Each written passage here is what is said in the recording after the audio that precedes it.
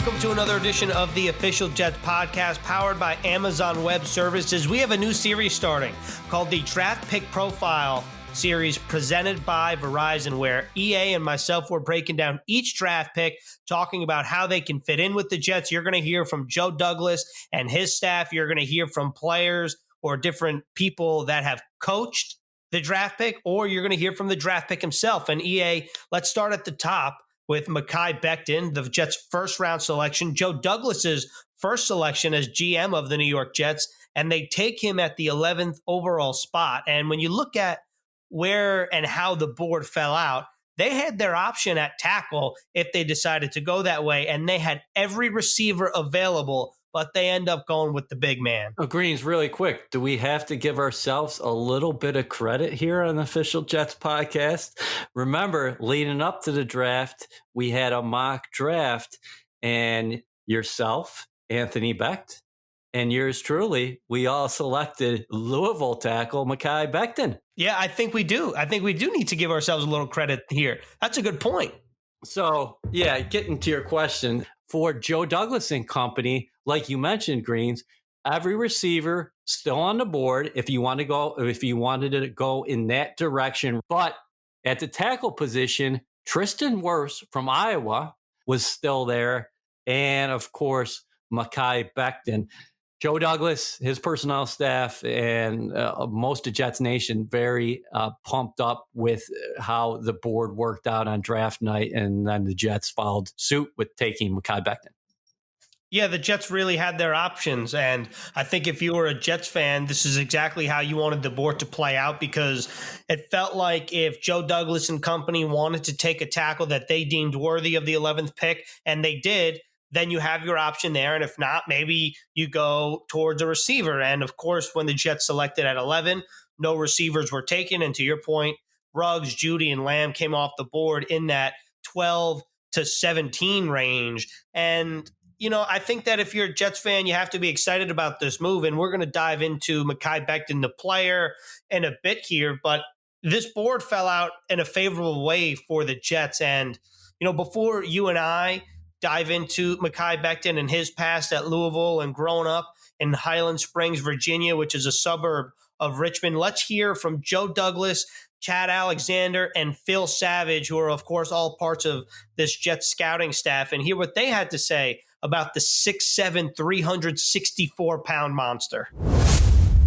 You know, the thing that jumps out when you first watch Mekhi on tape is it's like a giant among boys out there on the field. I mean, his sheer size just jumps out. And then you see him move and you see how easy he can slide, how he can mirror defenders. And then his heavy hands, his ability to lift people off their feet and just move people with ease. There's a lot of unusual traits to this young man's game.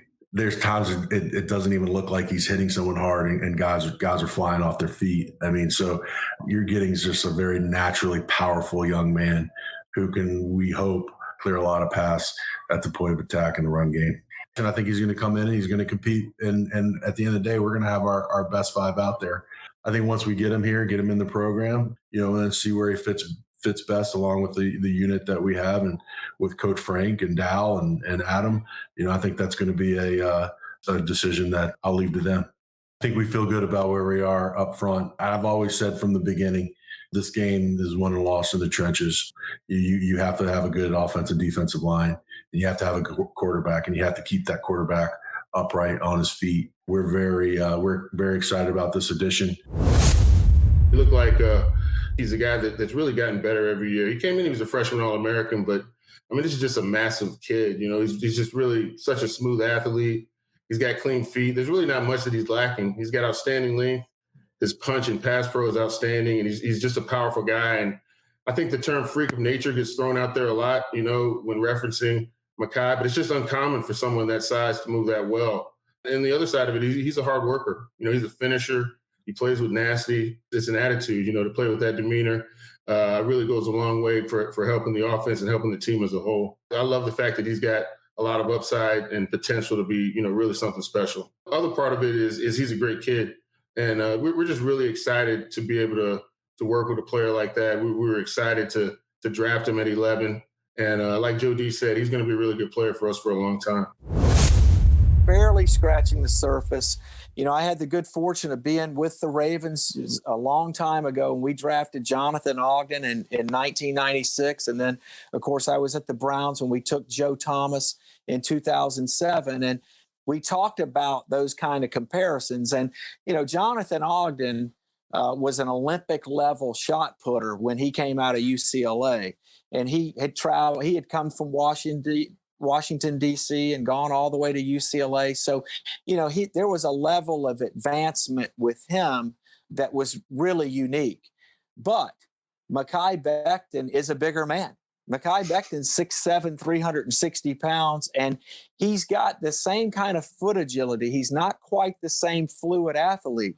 But in terms of making the comparison with J.O. and then Joe Thomas, I mean, Joe Thomas would dream to be as big as Mekhi Becton. However, Joe was a technician, and he was another person that was very advanced in terms of the techniques and the fundamentals, and he devoted himself to the game. So if we can get the same kind of dedication to his craft that J.O. and Joe Thomas had, Mekhi Becton, we think, has an unbelievable future with the New York Jets.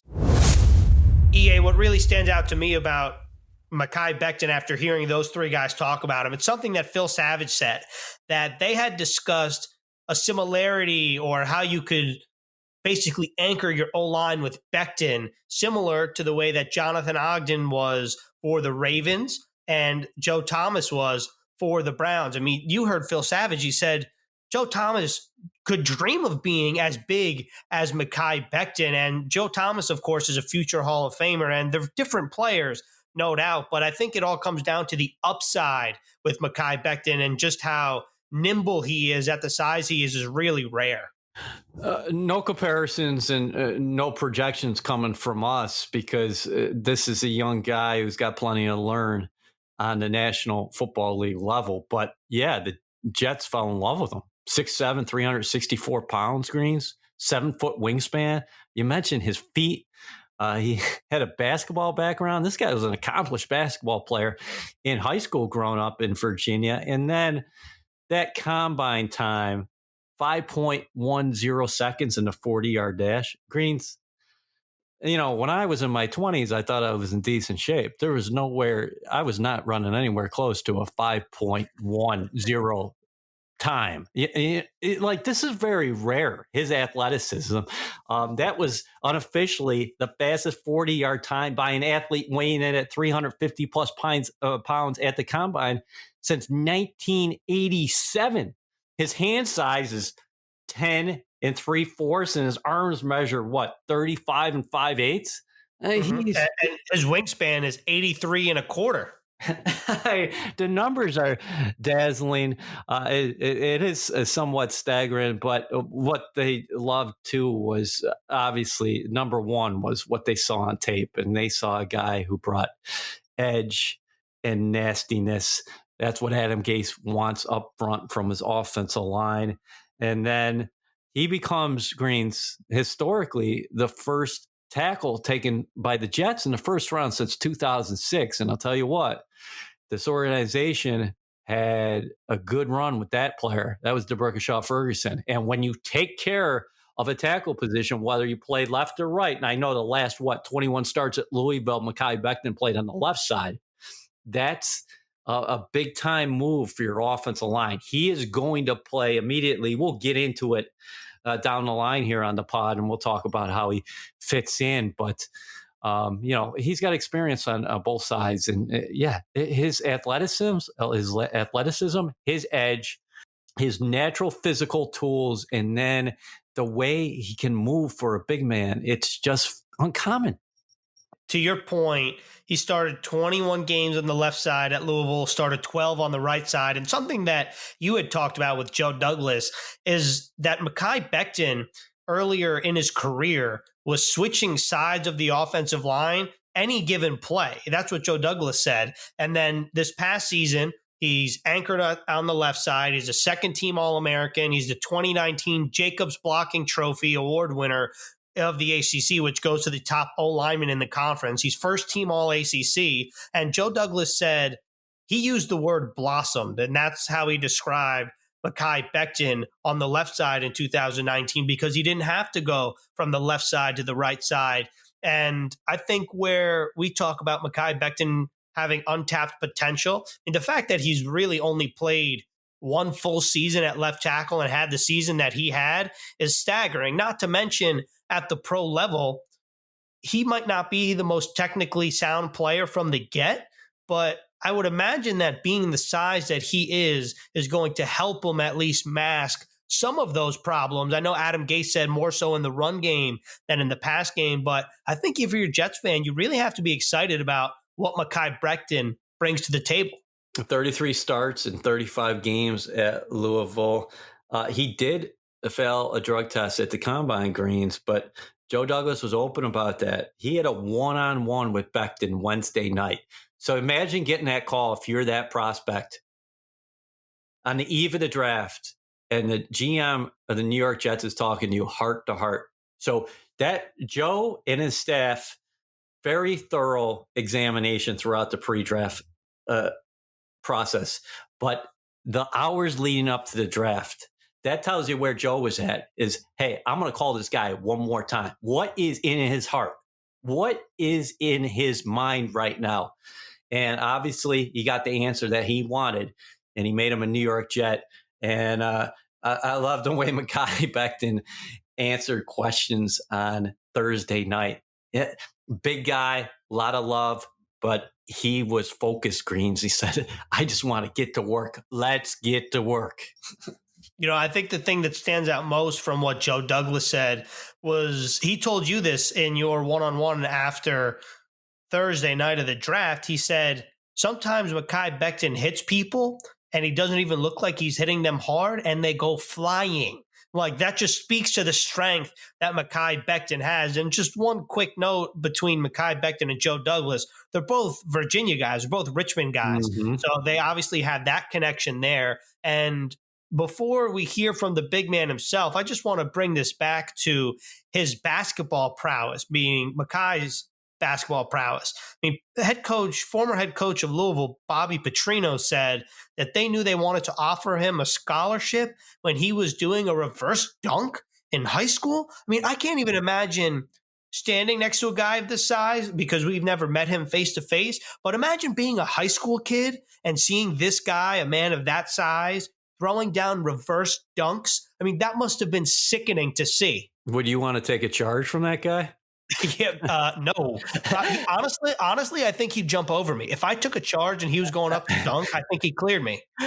I'd love to play oops with him. We could take him down to Madison Greens and we'll play threes with somebody. But seriously, the heavy hands, got heavy hands, and he dwarfs over people. He finishes. He loves the game. You saw the passion in his play. And the film says this guy was a much better player in 2019 than he was 2018. And how about assistant GM Rex Hogan? He moves people like furniture. And yeah, just to think about him playing basketball would have been something else. Yeah. What's crazy is that he was a 3-star recruit out of high school. He was the 43rd offensive tackle rated in 2017. And, you know, he rose to where he became the 11th overall selection, which, you know, goes to how much he dedicated to himself. And, you know, it was reported that he was like 390 and now he's like some ridiculous percentage of body fat because he's so strong. And well, his mom's a caterer, right, Greens? Yeah. Mekhi Becton, you know, I would imagine likes to eat food and likes to cook food, as he said. I mean, let me just read you some of his choices to go to school. Louisville, Michigan, Oregon, Virginia, where, of course, DeBrickashaw Ferguson went, Virginia Tech, and he ends up going to Louisville because he was friends with Jerron Christian, who was the 3rd-round pick of the Redskins, in 2018, and that's what led him to the Louisville Cardinals. That's Greens, that's such a great point. Is that you just mentioned Michigan? Here's something for you. Every one of Michigan's starting line, every member of their starting line in 2019, they just got drafted. Can you imagine Mekhi Becton at Michigan? No. I would imagine that Mekhi Becton in a snow game would absolutely destroy people because that would be right up his alley. So maybe coming soon to MetLife, a little snow game with Becton paving the way for Le'Veon Bell. But without further ado, I think it's time that we hear from the big man himself. Here's Mekhi Becton one-on-one with EA. Mekhi Becton, what was your reaction when you got the call from the Jets? Man, it was crazy when I got the call because we were waiting and we was just waiting and waiting. And then when I finally heard my phone ring, I'm talking about the whole room was just yelling. I'm just like, you guys got to be quiet. I got to hear what they got to say. And then I finally got them to be quiet, and then I finally heard what they had to say, and then we all just burst into tears. How intense was that moment when you were talking to Jets personnel shortly after you were drafted? It was real intense. It was real intense. I kept telling them I'm ready. Honestly, that's all I kept telling them. I can't wait. I'm ready. So take me through the emotions of the night, Mekhi, because were you upset early? Because a lot of people thought you might be a top 10 pick, and then did that change as soon as you heard your name called? I'm not gonna lie, I was upset. I was really upset. I mean, I was pissed, honestly. And then once I finally heard my name called, it just all that went out the window. I don't even care anymore. I just can't wait to get back. I just can't wait to get to the Jets, honestly. What can you tell me about the bond you have already established with Jets GM Joe Douglas? Nah, that's my guy, honestly, because me and him are from Richmond, so we two Richmond boys, so we know we gonna have that connection automatically. So he was like the other day when we were talking, he was naming streets that I know. So I'm just like, I know that street. So it was just great talking to him. He was an offensive tackle himself at Richmond. Yeah. So did you guys talk shop? Yeah, we talked that. We talked about that too, because I had told him about a story what happened to me my freshman year. He said the same thing happened to him his freshman year. So, we connect, honestly. Hey, what happened last year as far as where did you make your most significant strides? Because you were a different player in 2019 than 2018, don't you think? Yeah, I was. I would say the coaching changed, honestly, because Dwayne Leffert, he came in and told me, like, the things I was doing my sophomore year were not correct at all. And he just cleaned erased the whole board and just said, this is what we're going to do. And then from that day on, I just took his word and ran with it. Do you think you got better as a technician last year? Definitely. I think I did. So let me ask you, you played both right tackle and left tackle at Louisville, most recently left tackle. Do you prefer a side? Nah, it doesn't really matter which side. Wherever they want me at, honestly, I'm ready. How would you say you are as a player if you're watching your cut-ups? Clearly the most dominant guy on the field. And what kind of edge do you bring to the game as well? I bring a strong edge. I always play with a chip on my shoulder. I promise you, this chip gonna stay on my shoulder. It's not going anywhere. I'm gonna keep playing like I never got it. Are there guys when you were growing up that you tried to model your game after? Yeah. Tyron Smith was one of those guys.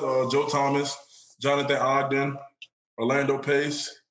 Just all those legends, honestly. As you embark on your NFL career, is that something you want to be yourself? You want to follow in those footsteps and become a legendary player in your own right? Definitely. I would love to have my name in that same sentence as those greats. What do you think about joining a Jets offense that has a young quarterback in Sam Darnold, who's just 22 years old, and one of the most productive backs over the last 20 years in the National Football League, and Le'Veon Bell? I'm ready. I feel like we're going to cook some things up. We're ready to shock the world. We talked about your edge, your nastiness. What about your athleticism?